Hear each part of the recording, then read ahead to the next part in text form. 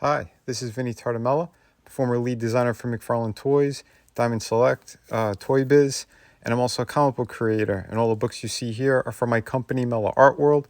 Please stay tuned for the end of the video to find out how to get these amazing books. So today's figure, we have Geralt, for The Witcher from Season 2. This is the new McFarlane Toys version of the character portrayed by Henry Cavill. And this time it actually looks like Henry Cavill. So got to give him some props there. The box art is, again, very plain and weird. I don't know why they keep using like a crappy promo of the figure, not even the actual original prototype. That's kind of odd, but yeah, it's simple. It's fine. Other than the Netflix logo that's on every single side of the box. That's very, very stupid. I understand the branding that they need to put on there. One place is enough, not on every single side of the box, but I guess maybe that's just me who thinks that's very unsightly and stupid. But regardless, again, it's a clean look and it's fine for what it is. Yeah, does the job. And yeah, he looks all right in the window as well. So here he is out of the box. And first impressions are actually really good. I have one gigantic gripe with this figure, but I will get into it soon. But I got to give him props. The head sculpt is actually really good. Well, in comparison to the last Henry Cavill heads that they've sculpted. The Superman was too soft, and it kind of looked like him. It kind of didn't. But the other Geralt figure that they had done from Season 1, horrible. That head was just putrid. Just one of the worst, ugliest things I've ever seen. And it looked nothing like Henry Cavill. I've seen multiple different versions of that figure in stores and stuff, and it always looked like shit. But yeah, and you'll see the comparison in this video. He looked like some kind of Greek guy or something, or I don't know, Spanish. He looked nothing like Henry Cavill. But anyway, here's a good look at the figure. And I gotta say, like, the costume looks fantastic on this. The rivets are painted beautifully. The straps look good. Again, it's just silver paint pretty much on a black casted figure. It looks like there might be some elements of gloss here or there. But again, since they're so mass produced anyway, they went super simple on this. But yeah, it looks good. Biggest gripe I'd say with the head was maybe the eyebrows. They might be a little too thick or a little too dark. Something's a little bit off there. But the sculpt itself is good. The again, like, the costume looks good. Great texture all over. Yeah, not too bad. So the sword, this is kind of stupid. I don't know why they keep doing that.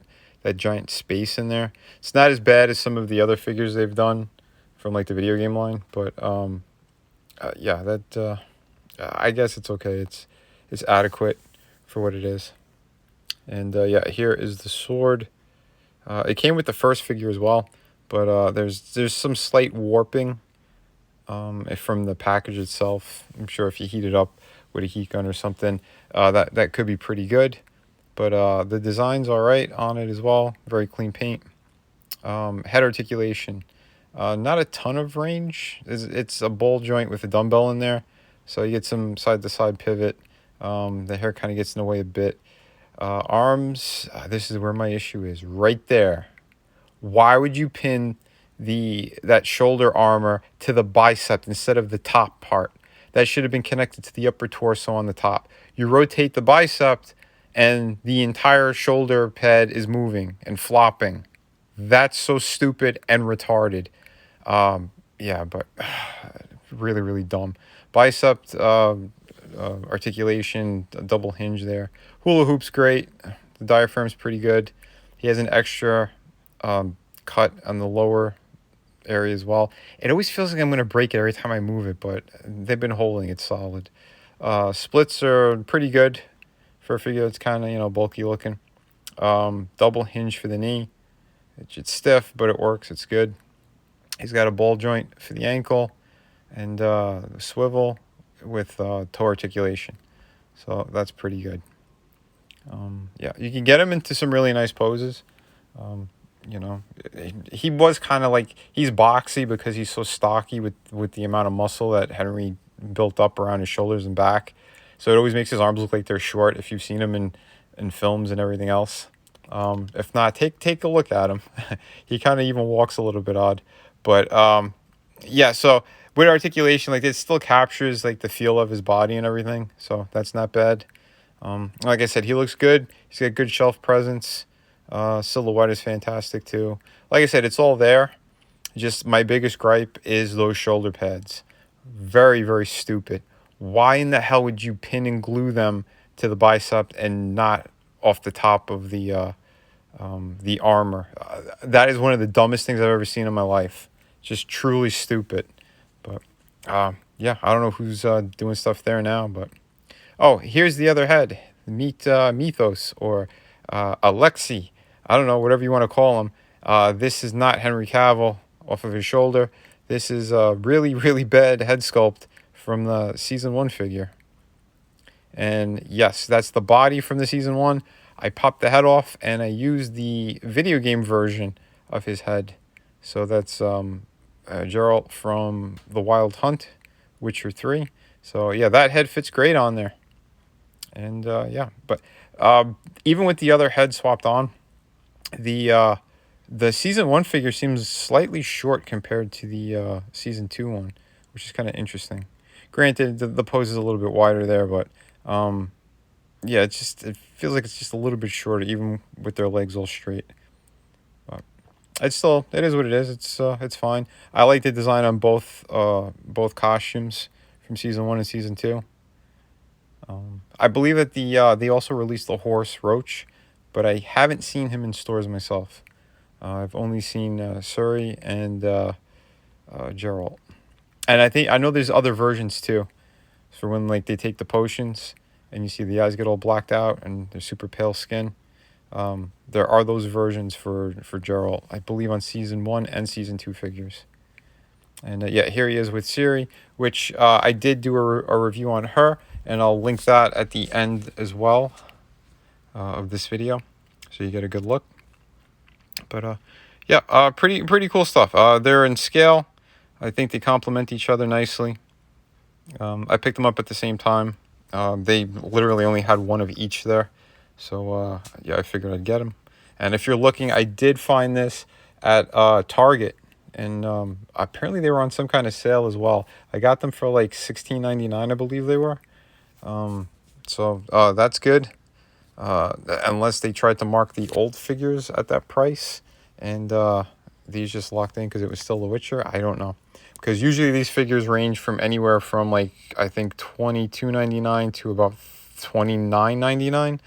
But yeah, so they were on sale and I figured let me just get them while I did. And yeah, so this is the series from Wild Hunt, which is like a grown-up version of her, I believe, from the games. I have it, but I haven't got a chance to play through the Wild Hunt yet. I've been way too busy. I just completed my newest comic book, Shadow of the Kraken, and yeah, those are available on my Indiegogo page. You could also check them out over on my Twitter at Vinnieart. There's links to all that stuff as soon as you get to my Twitter page. But enough for my shilling. You'll see that later. But yeah, these figures, like I said, they look good. These still complement each other as well.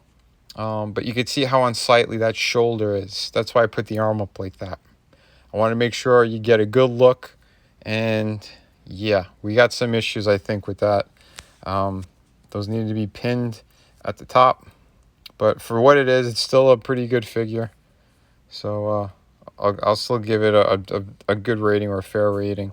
But yeah, so here's also the shot that I had for the Siri video as well. I figured I'd just put it here so you get a nice look at you know, the comparison of the figures.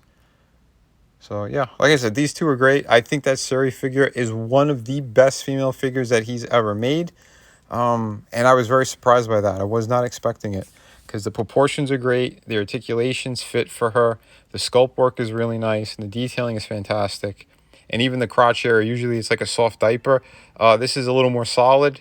So it retains the sculpt itself and it's not floating all over the place like a ton of his other figures.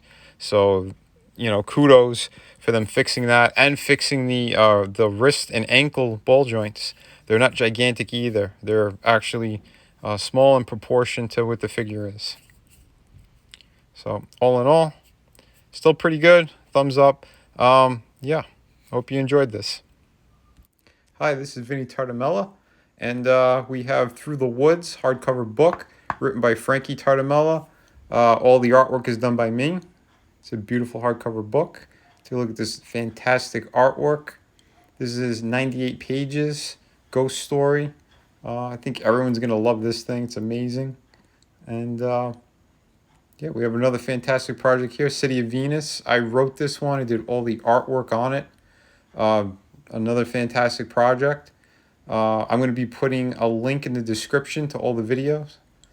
And yeah, so please check this one out. And thank you very much. Both of these books are available right now and they ship immediately. So yeah, take a look at the size difference as well. One's more in a European format and the other one's like a standard comic book. And we also have two beautiful art books here, volume 1 and 2. These are 52 pages each.